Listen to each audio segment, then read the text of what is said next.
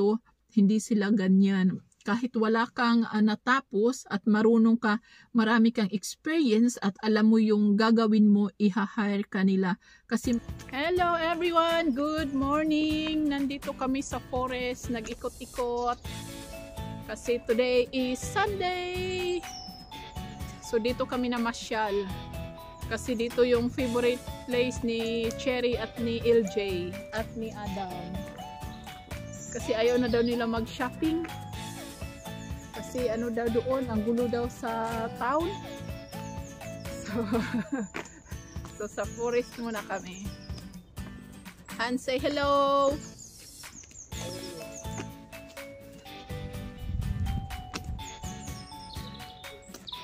So naglakad-lakad kami dito sa gilid ng lake, river.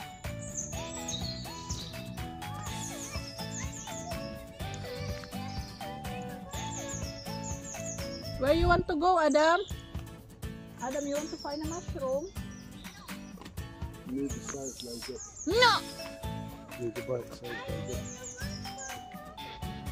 Where? Okay, let's go.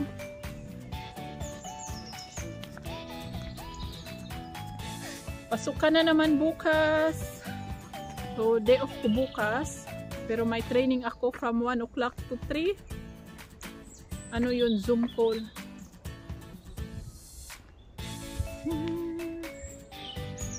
Ang ganda dito ay.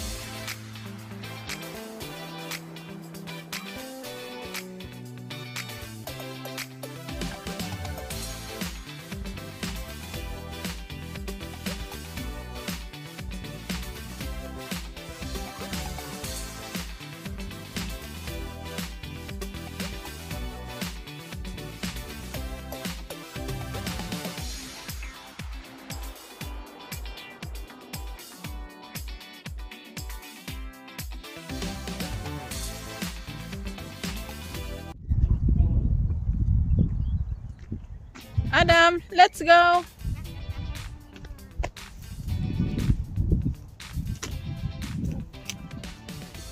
Mabuti at umaraw. Medyo malamig. It's dirty?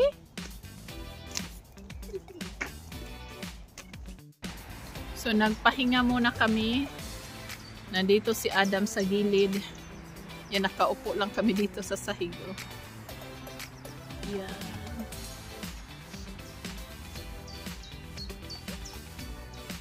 Si Adam andito siya. I just made in the water.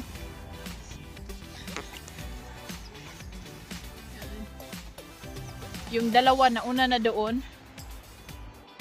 Mga alas 2 na ng hapon. Kanina pa kami dito nag-ikot-ikot. Siguro mga 10 o'clock. So si Cherry at LJ andoon sa kabila. Let's go, Mai!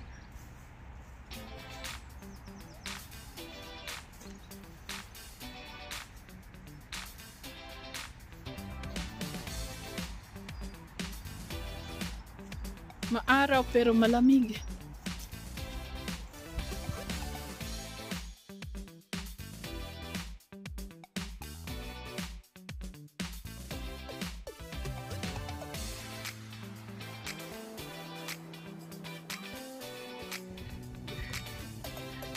Adam.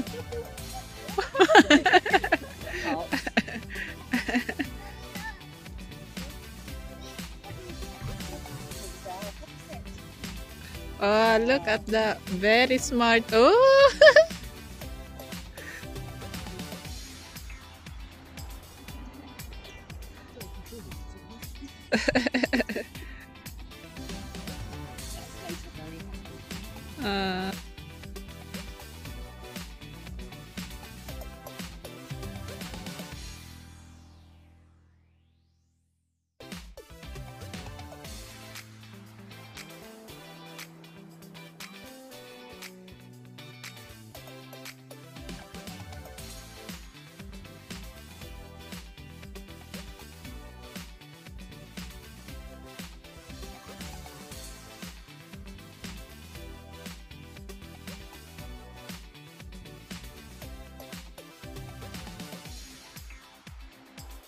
Hello everyone. So, nandito kami sa toilet. Nag-stop kami kasi si Adam sa toilet. Dance! Sing, Adam! Oh, let's.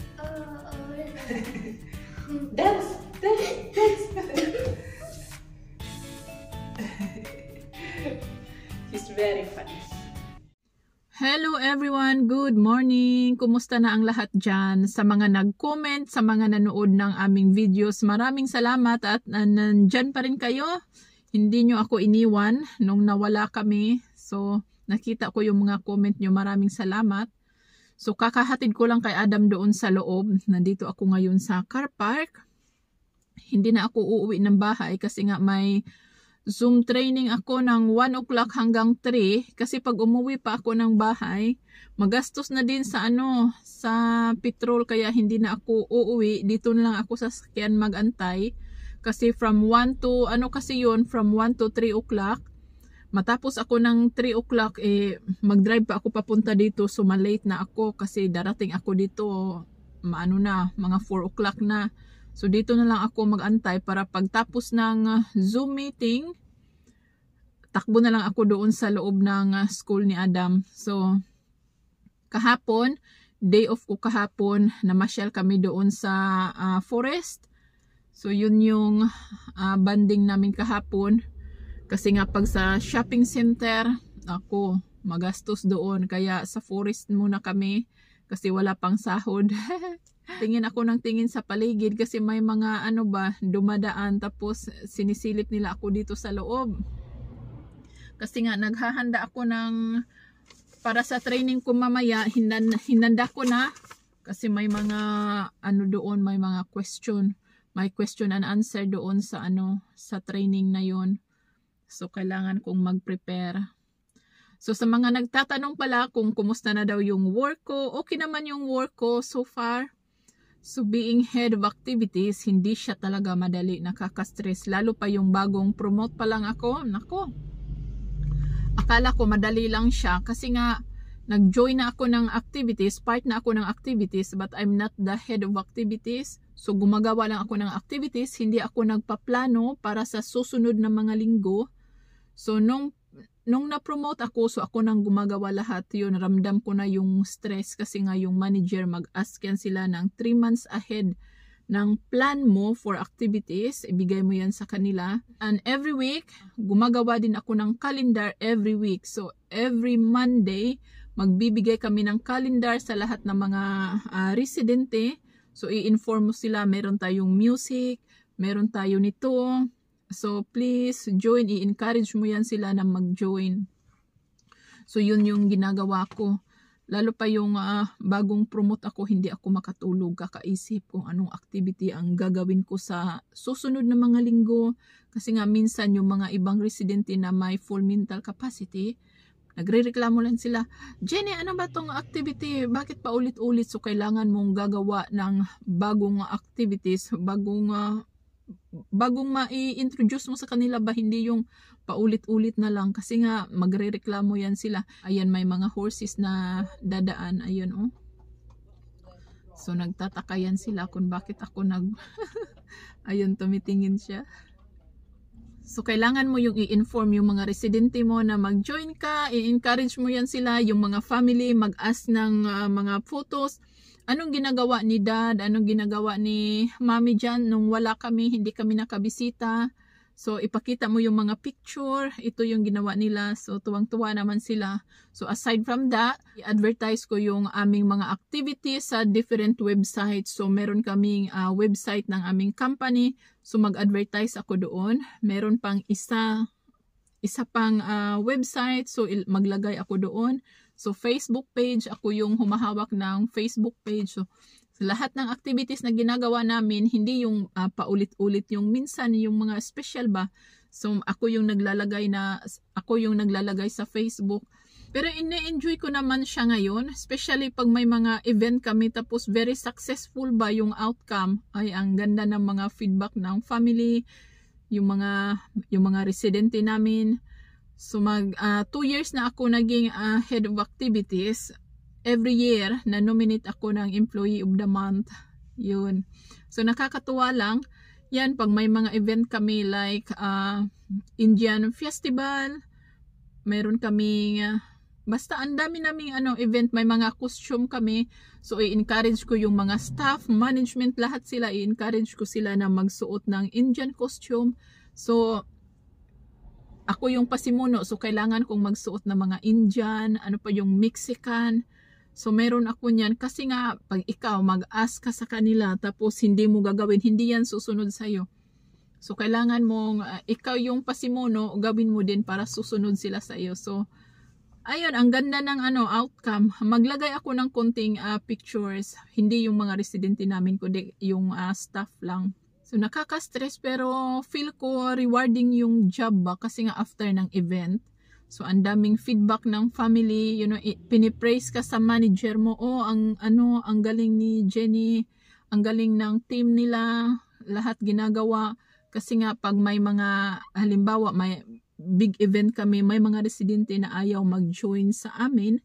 So, pinupuntahan namin yan sila sa room nila. So, doon, ini-entertain namin sila. Kahit naman kung hayaan mo na lang sila. So, pupuntahan namin sila doon sa kwarto nila. Minsan, yung mga family nandoon nakaupo, tuwang-tuwa na makita kami may nag-wear kami ng costume. Tuwang-tuwa yan sila. So, tapos mag-feedback yan sila doon sa manager namin. Kaya, yun lang ang maganda. Masarap pakinggan ba na sa mga nagtatanong kung paano ako naka-apply as a head of activities, I got this job easily because I was previously employed as a carer within the same company but at different care home. So habang nag-work ako as a carer, nagpipick up ako ng shift as activities, kaya mas madali na lang sa akin kasi alam ko yung mga residente. So, they are just transfer me to other care home. Kasi nga, nag-work ako sa itong care home na to, nag-work ako as a carer. Sa kabilang care home naman, kasi in one site, they have 2 care homes, but the same company, but different manager. So, habang nag-work ako as a carer, pumipick up ako ng shift as activities. So, yun. Kaya madali na lang. Transfer lang nila ako. Kaya, mabilis akong naka-adjust. So, back home, in Philippines, I don't have any degrees. So, I'm just high school graduate. So, dating nag-work as a tindera, sari-sari store in Philippines. So, after that, I work as well as a waitress. Bago ako pumunta ng abroad. So, doon ko na-meet yung asawa ko sa restaurant. Tapos, nag-asawa kami. Namatay siya. So, nag-abroad ako sa Kuwait. Naging ako doon DH. Tapos, pumunta ako ng Dubai. So, naging sales lady ako doon sa Dubai. Tapos, doon sa Dubai, nagsumikap talaga ako. Nag-aral ako. So, nag-aral ako for 6 months. So, yun, IT yung kinuha ko. Parang vocational course na din siya kasi 6 months lang. Parang mga basic lang ba. So, nung dumating ako dito, nag-work ako as a gardener, assistant. So, nag-garden kami. Parang nasa din, sa Pilipinas, nagbubungkal ng lupa. Kahit lang, basta maka-earn ba. So, yun. Nag-work ako as a gardener. Pero ilang araw lang din yun. Tapos, nagwi-waiter. So, yung Filipino owner, Filipino restaurant dito, so kinukuha ako as a waiter. So ayun, nakakuha din ako ng job. So may sahod din kahit papano. Tapos nabuntis ako kaya ayun, stay at home for how many years. Tapos nagka-COVID din. Tapos unang work ko talaga carer. So yung pinag-aralan ko doon sa Dubai, hindi siya nagamit. Hindi siya muna nagamit kasi nga nag-work ako as a carer. So wala namang maraming paperwork sa carer. Pero nung nag-move ako ng activities, doon na. So I feel like I'm so lucky na nag-aral ako doon sa Dubai kasi nga gamit na gamit ko siya ngayon. Hindi man, marami pa rin akong inaaral. Yung asawa ko, tinuturuan ako kung paano siya gawin kasi nga yung mga paperwork talaga, ang dami-dami. Yung activities na gagawin ko is like for 2 hours lang. Dati nag-work ako ng from 9 to 7 o'clock. Siguro yung activities ko is 3 hours lang. The rest of my time spend sa computer, gagawa ng paperwork. Kaya I feel so blessed talaga. Sabi ko, wow. Kaya I feel so lucky na nag-aral ako doon sa Dubai kasi gamit na gamit ko siya ngayon. Hindi gaya sa sa Pinas kung high school graduate ka lang. Ang hirap makakuha ng trabaho doon sa Pinas, may mga personal appearance pang require. Dapat college graduate ka pa, may diploma ka pang ipakita, kailangan may mga experience ka pa, mag-apply ka lang naman ng tindera, ganun sa Pinas. Pero dito, hindi sila ganyan. Kahit wala kang natapos at marunong ka, marami kang experience at alam mo yung gagawin mo, i-hire ka nila. Kasi provided naman nila yung training. So, i-guide ka nila hanggang sa matuto ka. Sa Pinas, pag nag-apply ka, titingnan yung CV mo, walay. Kasi nga hindi ka nakatapos, hindi ka graduate. Ang hirap makakuha ng trabaho sa Pinas. Pero dito, masasabi ko, madali lang makakuha ng work. Especially kung confident ka talaga. Kahit wala kang natapos, basta may confident ka. Kahit ako nung nag-apply ako ng job, tapos may interview, parang nagdalawang isip talaga ako. Sabi ko, wala akong natapos. Baka magtanong or anong job experience mo. Wala akong experience. So, yung kaibigan kong nagpasok sa akin sa trabaho as a carer, kaya mo yan, Inday, wag kang mag-alala, madali lang ang interview. So yun, may mga tao naman na ini-encourage ako, may mga true friends naman behind me na pinupush ako, kaya mo yan, Jen, kaya mo yan. Yun. So sabi ko, tapos yun, naka-apply na ako, marami na akong na-meet na mga kaibigan. So, alam mo, nag-work ako dati dito, doon, kahit ano yung mga work experience nila ba, sinishare ko, madali lang pala. Doon sa company na pinagtatrabahuan ko as a carer, meron din kaming activities. So pag short staff sila, kinukuha nila ko, Jenny, would you like to pick up some shift? Sabi ko, oo. So doon ako nag-start na mag-activities. Tapos sa kabilang care home naman, Jenny, kailangan nila doon ng activities, gusto mo? So gusto ko talaga mag-activities. Sabi ko, yeah, why not? So, pumipick up din ako ng shift hanggang sa, ayun, naging lumipat na ako as activity assistant. Ilang buwan din ako naging assistant activities. So, nung umalis yung head of activities, na-promote ako as a head of activities. So, hanggang ngayon, mag 2 years na. So, yun. Madali lang naman talaga pag may may experience, tapos may training. Madali lang siya sa akin because I was a carer, tapos naging activities, ngayon naging head of activities. So alam ko na lahat ng staff, yung mga residente. So kilala ko na sila, kaya siguro medyo madali lang sa akin. Nakaka-stress lang sa akin yung mga paperwork talaga minsan. Pero ngayon, alam ko na yung schedule ko, itong days na to para sa paperwork lang to. Ito mag-activities. Ganun, ino-organize ko na yung time ko para hindi ako masyadong ma-pressured. So, yun. So, sa mga nagtatanong sa gustong pumunta dito sa UK or nandito na kayo sa UK, kung paano ko nakuha yung job ko, so, yun na yung kwento kung paano ako naging activities. So, yun lang. So anong oras na? So mag-aalas 10 na. So may sumkol ako 1 o'clock hanggang 3 o'clock. So after kung mag-film, i-edit ko muna ito tapos i-upload. Tapos pupunta ako doon sa coffee shop. Magkape ako. Ayan na naman, may mga kabayo na naman. Kaya maraming salamat sa inyo sa lahat ng mga nanonood ng aming videos. Sa lahat ng aking subscriber na hindi kami iniwan. Maraming salamat sa inyo. So hanggang dito na lang ang aking videos. Kung may gusto kayong itanong, i-comment nyo lang. Tapos gagawan ko ng videos. Kasi minsan din, nahirapan ako kung ano bang i-upload ko sa next video. So para may ideas ako kung anong mai-upload ko. Maraming salamat sa inyo. Bye-bye!